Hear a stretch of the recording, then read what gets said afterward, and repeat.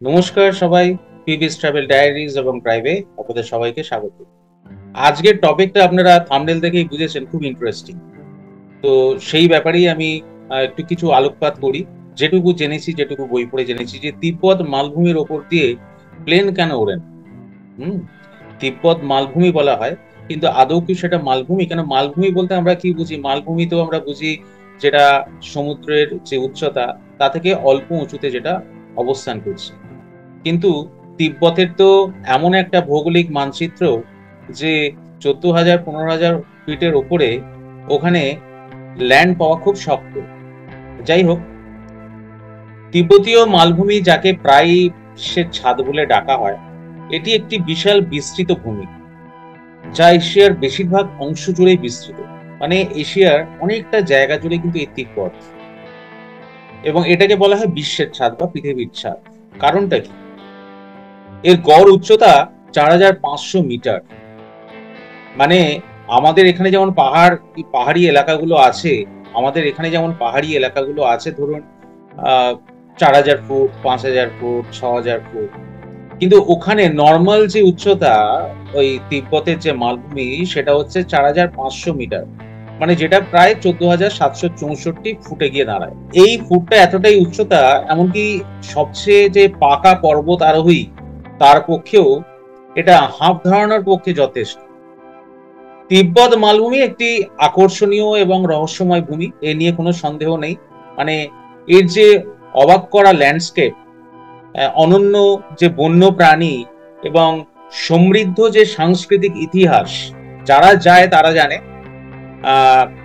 এইসবগুলো অভিযাত্রীদের বিশেষভাবে কিন্তু আকর্ষণ করে। কিন্তু এরোপ্লেনের সাথে এর কি সম্পর্ক? কেন তিব্বত মালভূমির ওপর দিয়ে প্লেন ওড়ে না? দেখুন, মেঘের মধ্য দিয়ে উঠতে সক্ষম যে এরোপ্লেন বলে থাকি যাকে আমরা, এই টিবেটের ল্যান্ডটা কিন্তু তারা এড়িয়ে যায়।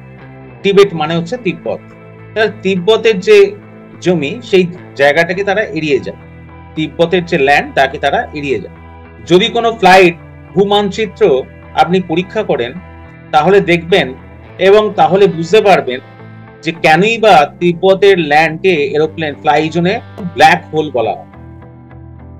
পয়েন্ট 1, মালভূমির ওপর দিয়ে উড়ে যাওয়ার যে চ্যালেঞ্জ টিবেটের অতি উচ্চতা প্রধান কারণগুলোর মধ্যে হচ্ছে একটি।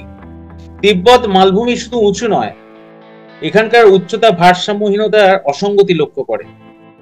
আর যেখানে বললাম যে গড় উচ্চতা 4,500 মিটার বা 14,764 ফুট, এমনকি সবচেয়ে পাকা যে পর্বত আরোহী তাকেও কিন্তু ভালো বেগ দেওয়ার ক্ষেত্রে এটা যথেষ্ট, এই উচ্চতাটা।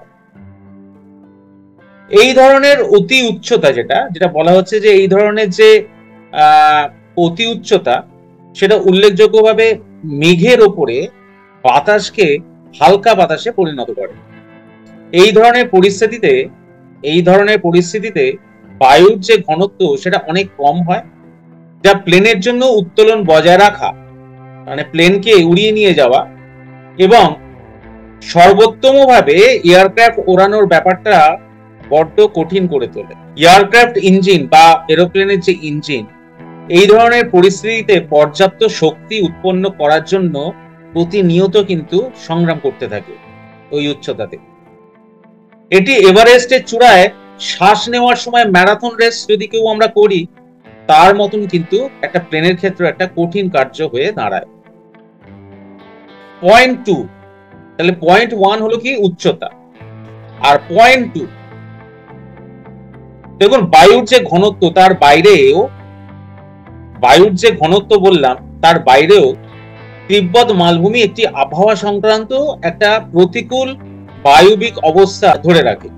প্রবল দমকা বাতাসের যে ধরন এবং আকস্মিক ও অপ্রত্যাশিত যে ঝড়, মানে আমরা কোন রকম আঁচ পাবো না, হঠাৎ করে ঝড়। যেমন আমরা মেঘের দেশে বলি না, কখন যে হুট করে মেঘ ঢুকে যাবে, ঠিক সেরকমই তিব্বতে আকস্মিক ঝড় যেগুলো হয়, এই অঞ্চলে খুবই সাধারণ ঘটনা। এরোপ্লেন ওড়ার ক্ষেত্রে এই অবস্থাগুলি প্রায় গুরুতর অবস্থার সৃষ্টি করে। এই অবস্থাগুলি পাইলটদের জন্য প্রচুর চ্যালেঞ্জ তৈরি করে।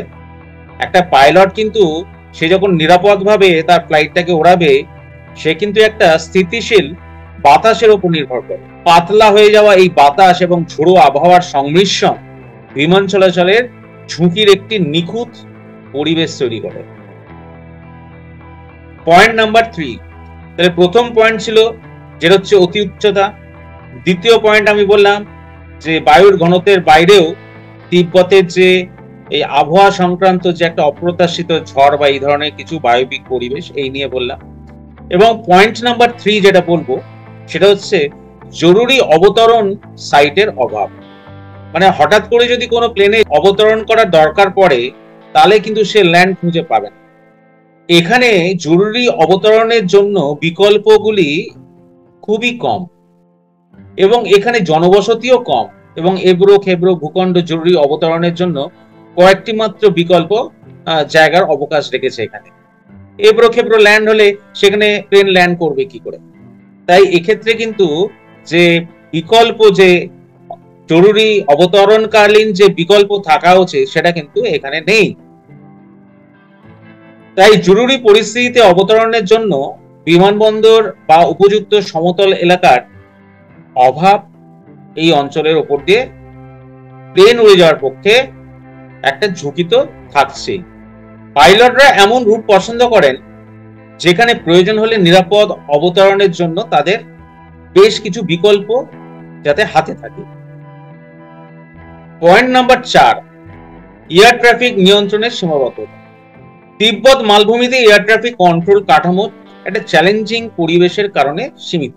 যে প্রথম যে 3টে কারণ বললাম সেই 3টে কারণ, একটা হচ্ছে অতি উচ্চতা, একটা হচ্ছে এই অপ্রত্যাশিত আবহাওয়া, ঝড় এগুলো, এবং 3 নম্বর হচ্ছে জরুরি অবতরণের জন্য ভালো সাইট না খুঁজে পাওয়া। এবং 4 নম্বর পয়েন্ট যেটা আমি বলছি সেটা হচ্ছে এই যে চ্যালেঞ্জিং পরিবেশগুলোর জন্য না এখানে এয়ার ট্রাফিক নিয়ন্ত্রণেরও সীমাবদ্ধতা রয়ে গেছে। এলাকার ওপর দিয়ে উড়ে আসা পাইলটদের জন্য যোগাযোগ এবং নেভিগেশনকে আরো কঠিন করে তোলে। এই প্রথম 3টে পয়েন্টের সংমিশ্রণে বলা যেতে পারে যে বিমানগুলি প্রায়শই অঞ্চলটিকে এড়িয়ে চলতেই বাধ্য হয়।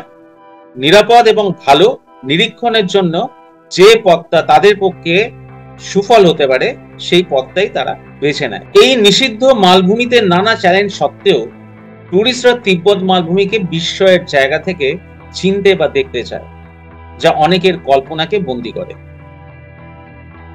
আপনারা জানেন তিব্বত যাবার এখন সহজ পথ হচ্ছে নেপাল থেকে বাসে, মানে কাঠমান্ডু থেকে বাই বাস আপনারা তিব্বত যেতে পারেন। যাই হোক, ভিডিওটি ভালো লাগলে সাবস্ক্রাইব করে যাবেন ও আমার সাথে থাকবেন। আমি প্রবীর। এইভাবেই আমি বিভিন্ন জায়গায় ঘুরে বেড়াই, জায়গা সম্পর্কে বিভিন্ন তথ্য আপনাদের সামনে তুলে ধরি, পাশাপাশি এই ধরনের কিছু ইনফরমেটিভ ভিডিও আপনাদের জন্য নিয়ে আসি। সামনের দিনে মানে 19 তারিখ সেপ্টেম্বরে আমি কার্শিয়াং যাচ্ছি। এই কার্শিয়াংটাকে একটু অন্য আঙ্গিকে আপনাদের সাথে তুলে ধরার চেষ্টা করব, কারণ কার্শিয়াং সম্পর্কে অনেক ভিডিওই আপনারা পাবেন ইউটিউবে। আমি একটু অন্য আঙ্গিকে যেভাবে আমি ভিডিও করি সেইভাবেই আনার চেষ্টা করব। ভিডিওটি ভালো লাগলে যাওয়ার আগে সাপোর্ট করে যাবেন। এলাম আজ।